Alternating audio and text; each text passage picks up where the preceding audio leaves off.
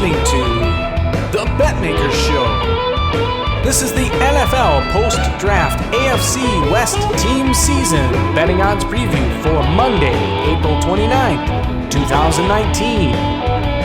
And now, live from Las Vegas, the host of The Betmaker Show, Brian Blessing. Hey folks, Brian Blessing in Las Vegas. Glad to be with you again here at the Betmaker.com Sportsbook Report. And it's a preview of the AFC West. And we sincerely hope you're enjoying the podcast. We want you to subscribe. And a division preview for every division is available to you on the website. So we hope you'll sign up, get on board, and we're going to do it again here with the AFC West, calling on our friend Jack, the head odds maker at bookmaker.eu. Bruce Marshall from the Gold Sheet is going to join us, and we're focused on the AFC West. And at the moment, at the time of this taping, there is no number on the board per se for Kansas City, but we've got a best guesstimate. Jack will have that for you. But there's a lot going on with Tyreek Hill and his off-the-field situation and what the league's going to do and how long he may be out or if he ever plays for Kansas City. But that's a big one. But let's welcome Jack aboard and talk about the AFC West. Hi, Jack. How you doing today? Good. Yourself? Outstanding, sir. Let's just start right out of the gate and give us the odds to win the AFC West. All right. We're going to proceed Kansas City as if Tyreek Hill was there. We'll just do what we would have been, and we'll adjust as that goes along. Kansas City we have is minus 150 to win the division. The Chargers plus 175. Denver plus 10 to 1. And Oakland plus 16 to 1. Tyreek Hill is such a polarizing player. I'd be very intrigued. My years around odds makers, Randy Moss and Terrell Owens in their heyday were the only two players that odds makers would ever blink at in relation to massaging a number because they were going to be out of the lineup. I always thought Rob Gronkowski, when he was in with the Patriots, was such a massive loss if he wasn't in there because of his prowess in the red zone. But Tyreek Hill, the numbers that this guy puts up, the way he stretches the field, they use him in the running game as well.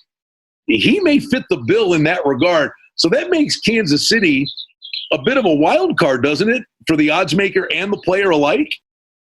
I would say you have to react more during the season when a player you rely upon is hurt, and he's more important to the next game number. In this case, where you have an off season, you have an exhibition season, and you go into it, I don't think it will matter that much. Would they like to have him? Yes. But will they learn to adapt without him with Andy Reid as head coach? Yes. Well, you look at the numbers he put up, and they're just mind-boggling. Would the biggest adjustment then be the thing to watch from a Kansas City perspective? If he's out, that the much bigger and broader impact, maybe the total would come down significantly, maybe more than the side?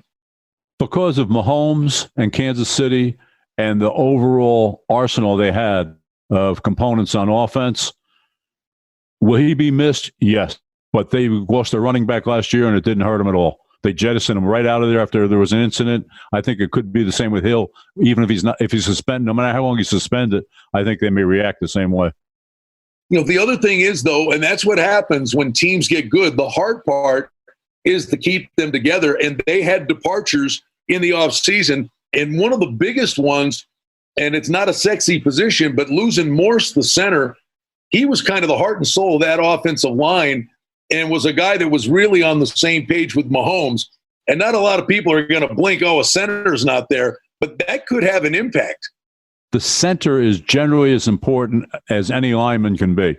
Forget the overall ability. He usually calls for the blocking schemes. He picks up. He knows when the blitzes are coming. He identifies the defense, and he's the central force for not just being the center and snapping the football, but of helping that offensive line curtail all the defensive activities. Well, the Chargers, the Buzz team was Kansas City, and very quietly last year, and it was quiet. I mean, the Chargers went 12-4. That I bet you, if even hardcore football fans, if you walked up to people and said, who had the better record last year, Kansas City or the Chargers? I bet you probably 7 out of 10 people say, oh, the Chiefs had a better record. They had the same record. No, you're right. I mean, when you think back, in my mind, Kansas City had a much better year than the Chargers. More unexpected, I should say. And because of that, you think they're the better team, this and that, but they were dead even, wins and losses. So the Chargers are 9.5 over $1.26, and their focus of attention in the draft was to shore up the defensive side of the ball. They get Tillery, the defensive tackle from Notre Dame, and a player that could have a really nice career out of a smaller school, the safety Nasir Adderley out of Delaware. So they're looking to shore things up defensively, but it revolves around Phillip Rivers, and they've got an electric running game too. Is this a fair statement? I think he'd have to be in the top 5. Is Melvin Gordon one of the most underrated players in the NFL? Yes, without a doubt. He's a big factor. He's a great running back, and the Chargers rely upon him a great deal, and they suffered a little when he was out. Then we go to Denver, 7 under $1.22. This is a team in a bit of a state of flux. They get an electric guy, the tight end, who could be intriguing, but he's like a boomer bust kind of guy. Noah Fant from Iowa. But what does Denver need to do here to get back into a real sense of contention in this division? As always, their defense seems to be good the last few years, and their offense is a question mark at best. And what have they really done to improve that offense? Well, I don't know that Flacco's the answer. Does that make them more pedestrian and more conservative in nature? I almost look at what they did in the draft, Jack, and maybe this is more a handicapping thing, and we'll see how it pans out. But obviously, you're doing the same thing, hanging a number up to start. I think Flacco is going to be more of the mindset. This is a veteran guy coming in here, and his job is to not lose games, which to me would make them a more conservative team. And these games are going to be kind of slugfests. But that was the same case with Case Keenum last year. He went in there to manage the team, to let the defense win the games, and it didn't pan out for him. I don't think this one's going to pan out for them either. And then the Raiders, 6 over $1.20, their last season, again, in Oakland before they moved to Las Vegas. Mike Mayock, the new GM at the helm, and he made some noise going off the board with Clennon Farrell with the 4th pick of the draft, the defensive end out of Clemson. He gets the running back Josh Jacobs from Alabama and another defensive player from Mississippi State, a safety, Jonathan Abram. They're all about culture, and I think it's that restructure, regroup, rebuild, and move forward. But what is Derek Carr thinking here? Because it just, you wonder what that relationship is between Gruden and the coach. There are a lot of gray areas with this team. There are, and Derek Carr has regressed since 2 years ago when he had a sensational year. I see no reason why he can't bounce back. If Gruden should be the one that should be able to mold him and get him back to the top of his game, but it didn't seem to happen last year. Now, give him a year for ironing out all the problems with becoming a head coach after such a long absence. But if they don't improve, if they don't go over 6 wins this year, I'm going to lay it all at John Gruden's at his feet. I think it'll be his fault. Well, I don't know if great minds think alike, Jack, and I don't want to saddle you with this baggage, but that was going to be my next question. When you're putting a number up in Oakland at 6 over $1.20, it's Gruden's second year. He was away from the game for a long time, at least being on the sidelines. Now, and he got rid of Mack, but he's getting the people he wants in there. Back to how important is coach, now the new GM. His second year, is it likely he's got a better grip on what he's got to work with? And this is a team that could improve if the coach takes that hopeful step forward. Well, I have the question. I look at Amari Cooper's accomplishments last year prior to the trade and his accomplishments after the trade, and I have to think, is Dallas that much smarter in using him? Why did he become so much more effective? Is it not the coach? Is it the quarterback? That's my question.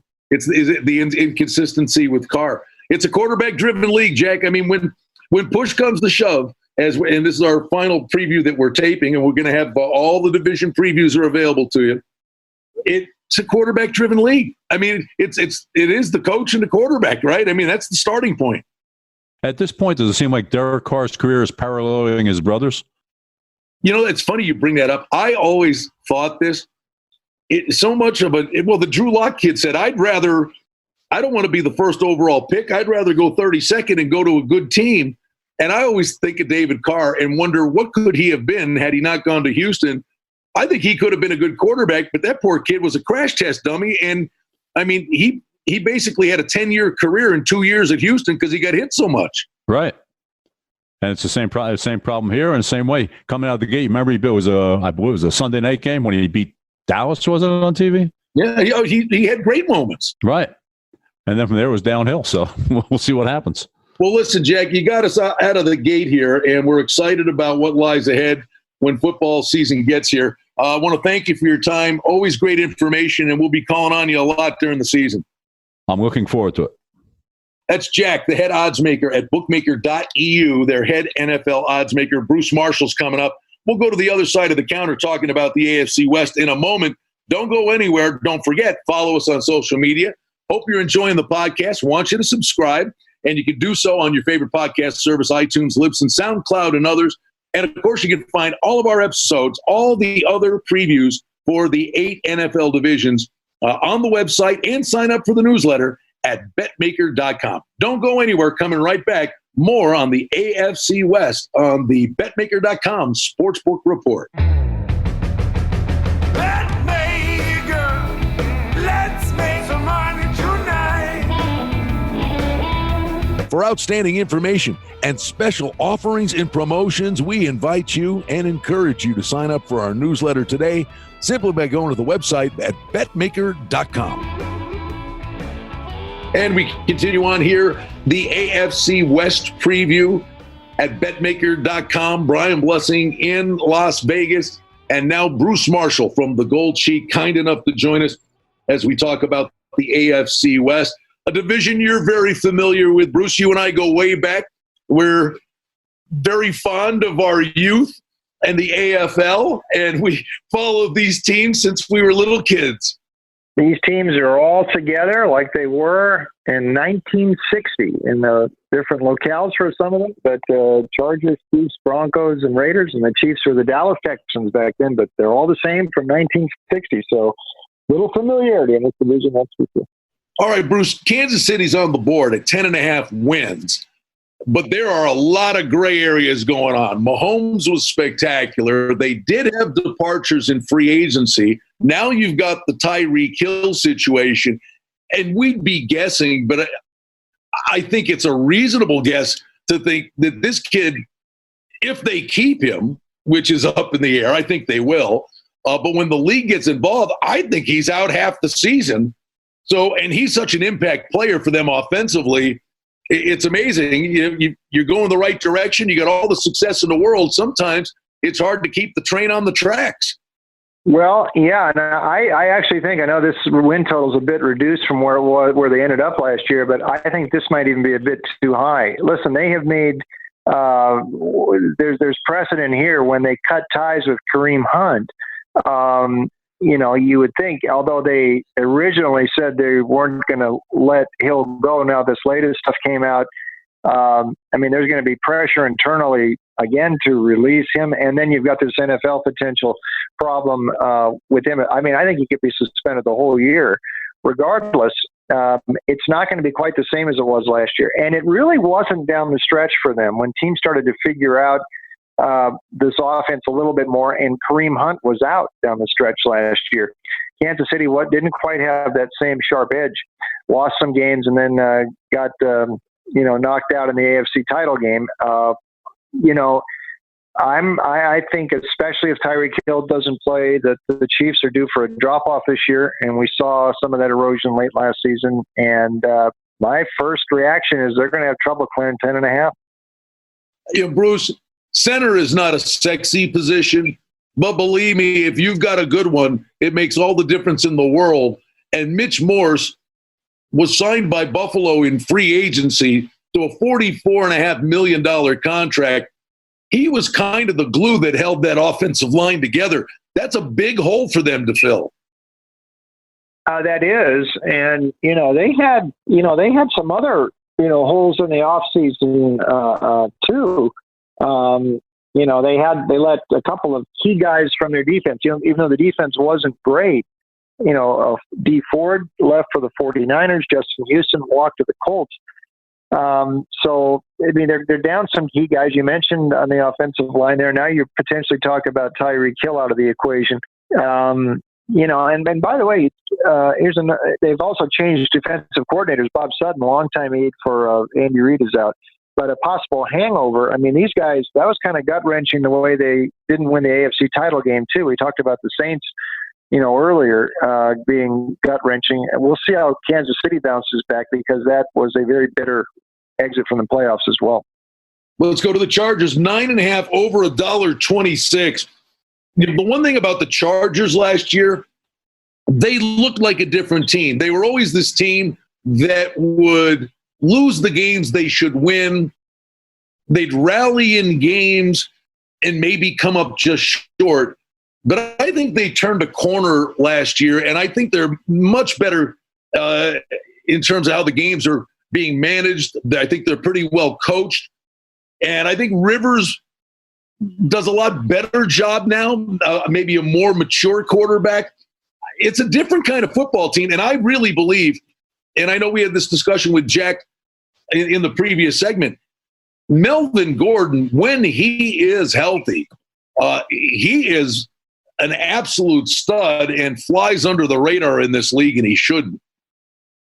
Yes, and that helps out Phillip Rivers a lot too. So yeah, I mean, Jordan has changed this offense the past couple of years for sure. Anthony Lynn has done a better job than I expected him to, and he's turned out to be a calming influence as head coach and really minimize the distractions, and which is what these guys really needed, because let's face it, this is sort of a nomadic team right now for these couple of years, and maybe even beyond that. They've had to sort of circle the wagons without an effective home field the last couple of years. A lot of these guys still live in San Diego.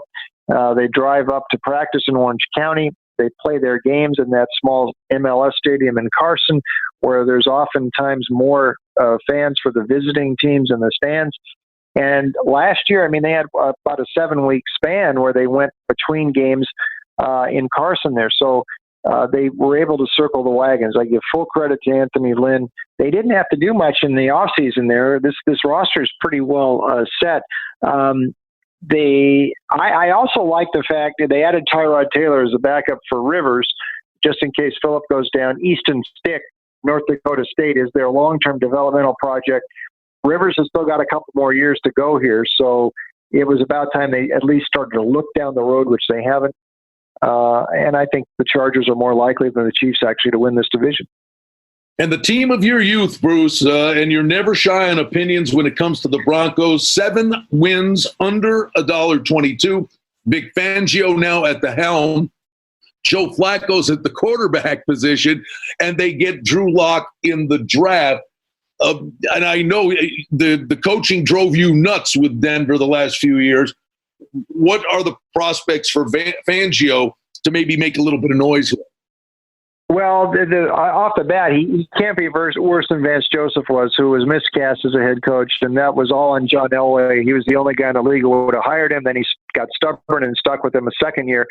Elway's stubbornness has been sort of what we've seen recur here the last couple of years in Denver, and there's some questions whether he can put this thing back together. I don't know.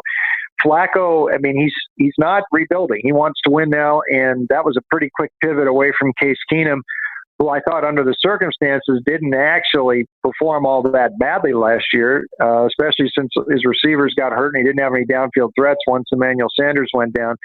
Flacco, maybe he's going to be the best immobile Bronco quarterback since Craig Morton in the late 70s, but he is immobile. Now, on the plus side, they think Noah Fant, they traded down in the first round, and Fant was there at 20. They think the Iowa tight end who can get downfield has a little bit of Jimmy Graham in him, perhaps. If he's Jimmy Graham-like, that's a plus for this offense, and Flacco loves to use his tight ends. Philip Lindsay was a real discovery last year, a great free agent pickup, 1,000-yard rusher. They still think this defense is good enough to win.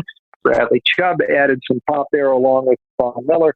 So there are playmakers there, although there has been a little bit of shuffling elsewhere in the secondary. But the key is Fangio. My gut feel is he can't be worse than Joseph. And the Broncos are more likely to go up than down from their 6 wins last year just because of that change on the sideline. Although Fangio's never been a head coach. He's been a very respected defensive guy throughout his career. But he's not Vance Joseph, and I think that itself is a plus for the Broncos. All right. And now we get the Oakland Raiders, and we'll be seeing them here in our backyard come next year when the Raiders move to Las Vegas. 6 over $1.20. I think, the story here are egos. First, they get Terrell Williams, the wide receiver in free agency. But then you get Antonio Brown and Vontaze Burfict. And then Mike Mayock, the general manager, says he's putting the stamp on his team his way, going off the board in many instances.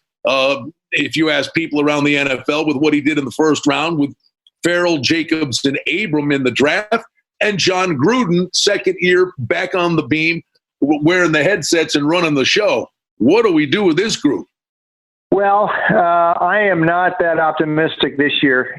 And, during the draft, I was doing a show with our friends over at VSiN, and Michael Lombardi was on. He's got an NFL front office background. And he equated what the Raiders did in the draft to just going to a grocery market when you're hungry and just putting all the food in there that you like without a real plan going forward. And he seems to think, and I kind of agree with him, that the Raiders are just not building this thing correctly, and that Gruden has become sort of a caricature of himself. That's my thinking, not Lombardi's in the letter.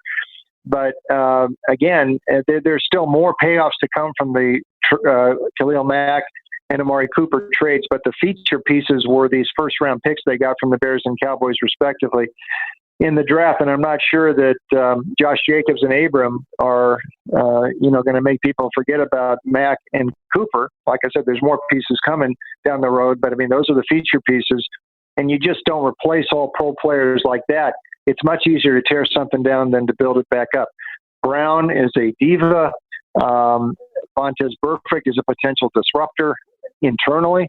And back to Josh Jacobs, their second pick in the first round. There's a lot of people who thought Raiders went a little too soon on him. They could have got him at the 27th pick instead of at 24. The next 2 teams weren't going to take a running back. So I think this is kind of a mess with Oakland. I'm not sure it straightens out this year. And even with Antonio Brown in the fold, I'd look at them to go under 6. I think it's going to be a troublesome year again in their last year in Oakland. There's also those distractions to worry about because this is officially their last year in the Coliseum. Oh, Bruce, you triggered a fond memory with your little story there. It was one of my all-time favorite TV shows. You remember Supermarket Sweepstakes? Yes, I do.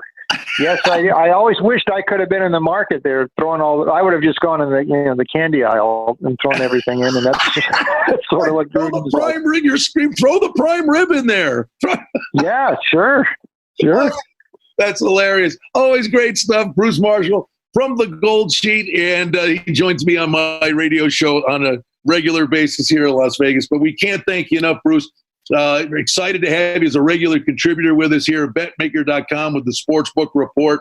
Our final division preview, the AFC West, we'll be calling on you a lot, Bruce, down the road because football is right around the corner. You know how fast time flies. Yeah, I mean, it's going to come before we know it. Look forward to it, Brian. This is good fun, and we'll be talking down the road. Great stuff from Bruce Marshall and Jack, the head odds maker at bookmaker.eu, here on the Betmaker.com Sportsbook Report. Betmaker, let's make some money tonight. Well, that's the Betmaker Show for now. We publish multiple times each week. We'd like to thank you for listening, and if you liked what you heard, please take a moment to leave a rating and review, or subscribe to our show feed, or share our show with a friend or two and help us grow the show. We very much appreciate it. Visit us on the web at betmaker.com. And reminder to sign up for the newsletter. Thanks to our engineer, Darren Vandermolen, and producer, Mike Gallivan. The Betmaker Show is a production of Cardinal Marketing Incorporated. Betmaker is a registered trademark. Any rebroadcast, reproduction, or other use of this content without the express written consent of Cardinal Marketing Incorporated is strictly prohibited. The handicapping and sports odds information contained on this podcast is for entertainment purposes only. Please confirm the wagering regulations in your jurisdiction, as they vary from state to state, province to province, and country to country. Using this information to contravene any law or statute is prohibited. The podcast is not associated with, nor is it endorsed by any professional or collegiate league, association, or team. This podcast does not target and is not intended for an audience under the age of 18. If you think that you have a gambling addiction, stop this podcast now and please seek help. Gambling and betting on sports is a form of entertainment and should be about having a good time. But when done excessively, it may negatively affect other areas of a person's life, such as their physical and mental health, school or work performance, finances, and/or interpersonal relationships. At Betmaker.com and The Betmaker Show, we're concerned about the addiction that gambling may cause, and for this reason, we encourage everyone to practice responsible gambling. An approach to gambling that helps you ensure that it remains an enjoyable activity. Here are the main principles of responsible gambling. Don't think of gambling as a way to make money. Always gamble with money that you can afford to lose. Set limits and stick to them. Never chase losses. Don't gamble when you're depressed or upset, and create a healthy balance. Always be aware of how much time you spend gambling or thinking about gambling. And do not allow gambling to cause you to miss out on time with family and friends or time spent on other activities you enjoy. By following these guidelines, gambling can be a good time and great entertainment.